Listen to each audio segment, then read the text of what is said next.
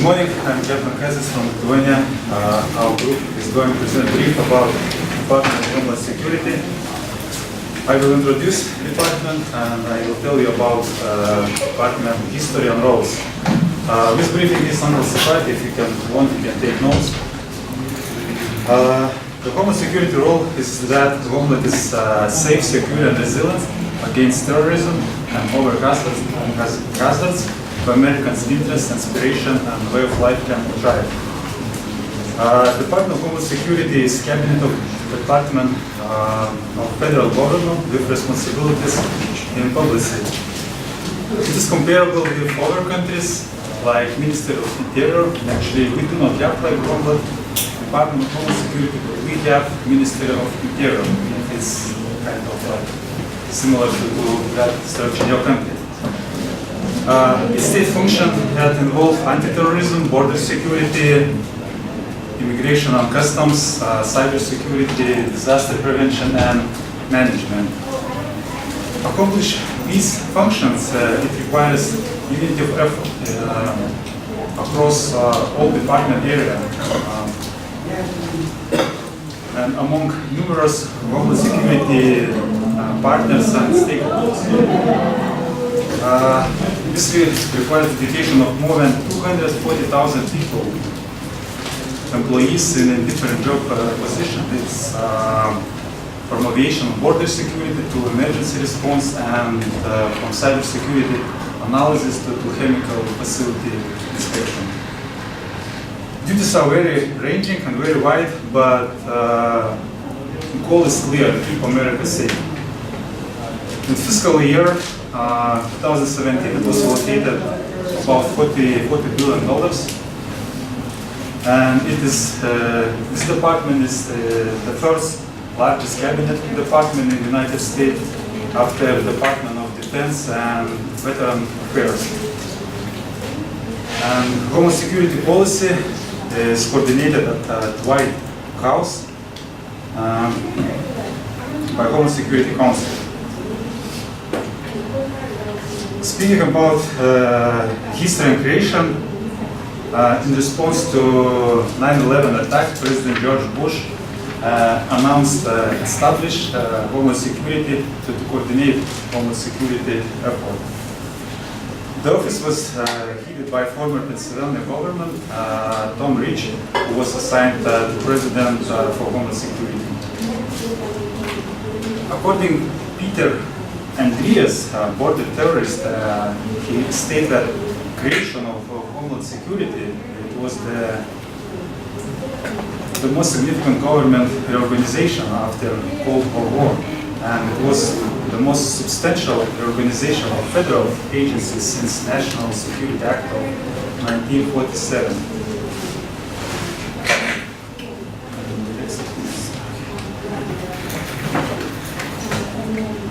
And I mentioned about wide range function, and you can see in the structure that so many agencies and you need to understand so many specialties. And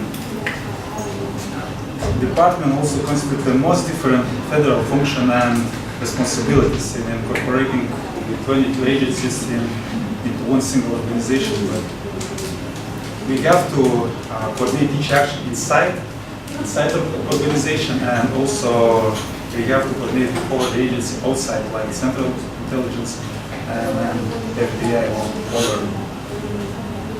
other agencies. Let's complete my part and follow my colleagues.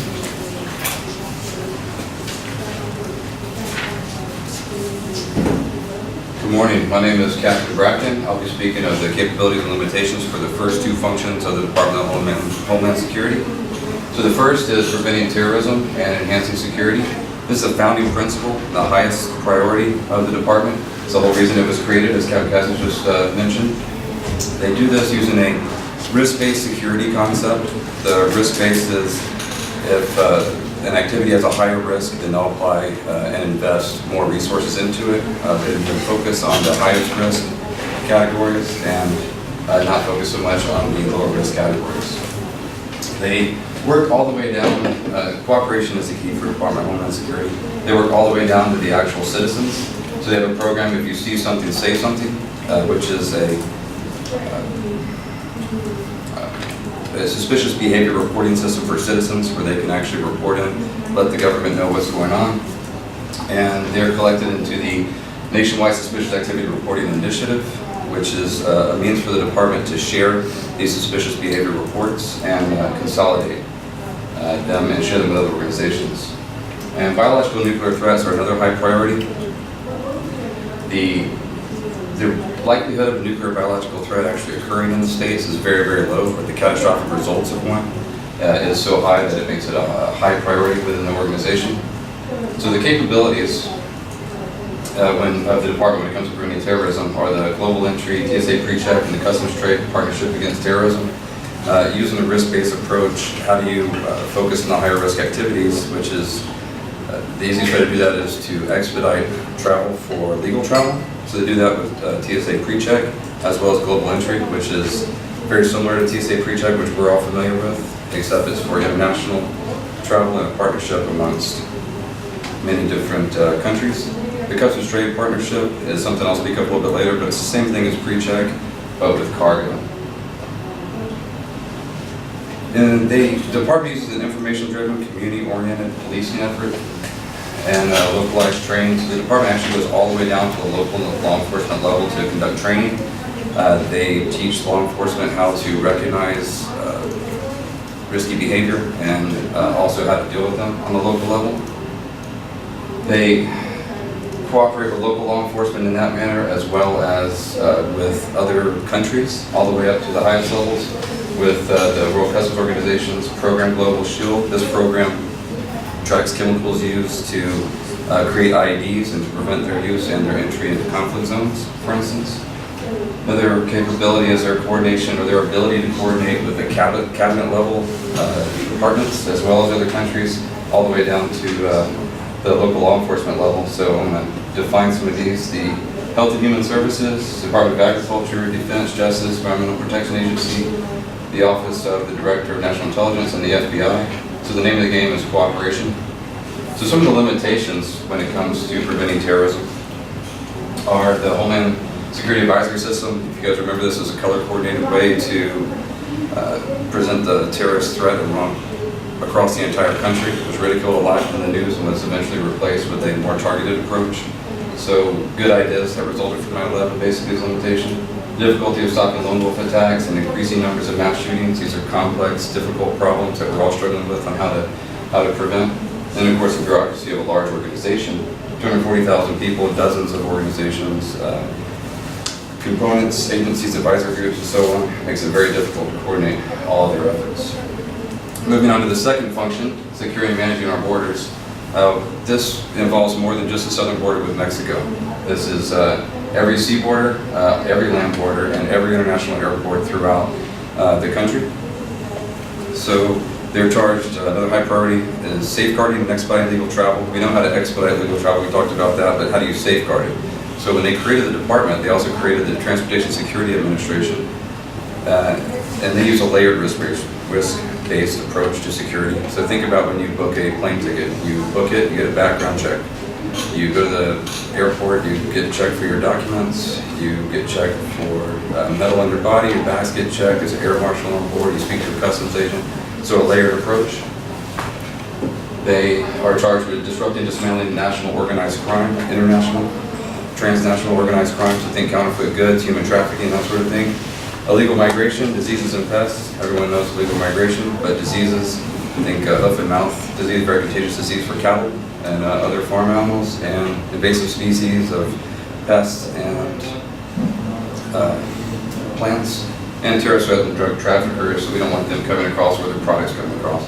The capabilities to do this within the department reside in the TSA being able to screen 771.5 million people last year. That's over 2 million people a day. It's a staggering number, a huge footprint.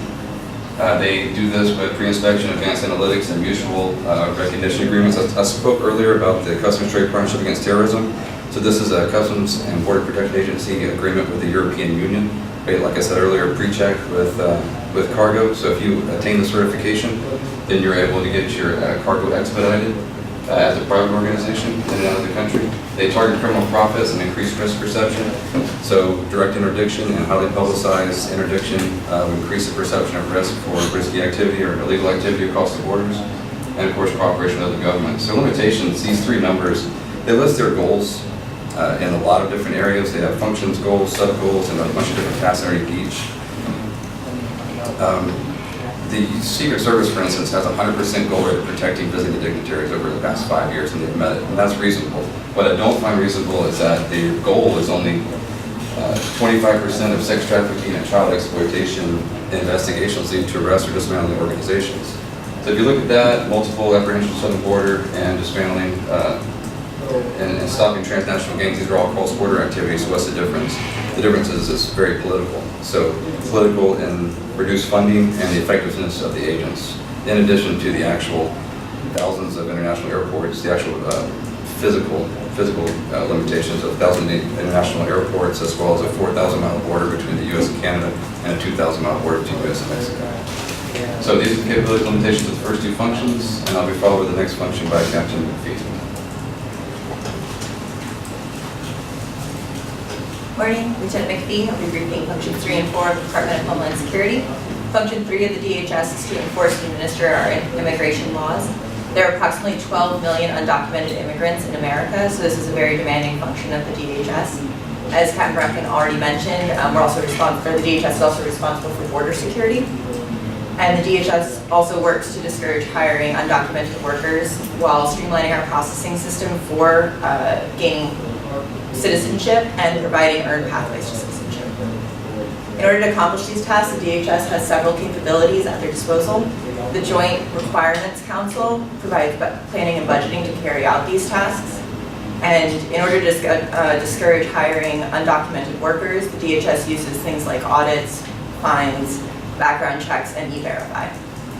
Entrepreneurs in residence, executives in residence, and study in the states programs provide paths to citizenship, as well as education about how to efficiently earn your citizenship in this country. They're meant to attract more highly skilled workers and highly skilled immigrants to this country, as well as encourage further education opportunities for future immigrants. DHS also has Border Patrol and the Coast Guard, which both use unmanned surveillance techniques. So these allow the DHS to efficiently use their manpower while surveillance can be automated. The limitations on the DHS are, funny enough, what some of my predecessors had labeled as capabilities. A lot of it has to do with their reliance on other agencies and other departments to actually do their tasks. So for example, they have no legislative power, so they rely on Congress for changing and creating immigration laws. Similarly, they cannot prosecute criminals, so they rely on the Department of Justice to do all of the hearings, do the appeals process. So once the DHS apprehends illegal immigrants, that's where their part in this process stops. They're very dependent on the Departments of State, Education, Health and Human Services, Labor, and those state and local governments for collaboration and basically buy-in into the immigration laws. As we see in California, sometimes that process does not go very well for the Department of Homeland Security. We're also very reliant on cooperation with foreign nations, especially Canada, the Caribbean, and Mexico, as our borders are shared. And so they must create a very shared understanding between all of these agencies and collaborate on information and resources in order to execute the tasks that they have to accomplish. The fourth function of the DHS is to safeguard and secure cyberspace. The DHS is especially focused on prevention and recovery after cyber crimes. They also give input as to new infrastructure techniques to further secure new infrastructure and improving standing law enforcement and incident response to dealing with cyber crimes. The DHS runs the National Cybersecurity and Communications Integration Center, which uses a couple different programs to help mitigate and recover from cyber crimes. One of these programs is the Einstein Set, which detects and blocks cyber attacks and then shares this information across multiple agencies in order to avoid two agencies being hit by similar threats. The Continuous Diagnostics and Mitigation Program, or CDMP, also gathers information about different threats, prioritizes these threats, and then provides a collaboration ground to gather resources and information as to how to deal with these threats. and this is available for both the public and private sector through this program. The limitations on DHS with regard to cyberspace are very similar to the ones that I mentioned previously. For instance, they have to rely a lot on the private sector, especially in this area, because there is a lot more subject matter experts in the private sector regarding cyberspace. They also cannot prosecute criminals again, so they rely on the Department of Justice for that. They coordinate the national protection plans, but they don't actually execute a majority of them. Most of these are executed by the Department of Defense. So they make a lot of recommendations, but don't necessarily get to see those put into effect. They require global partnerships for the information sharing of cyber crimes and also for other nations enforcing cyber laws. Also just the inherent issue of cyberspace being that criminals have a lot further reach than physical crimes, and that they're so difficult to detect puts a lot of limitation on the Department of Homeland Security's effectiveness in this regard. I'll be followed by Captain Nash, who will discuss Function 5 of the Department of Homeland Security.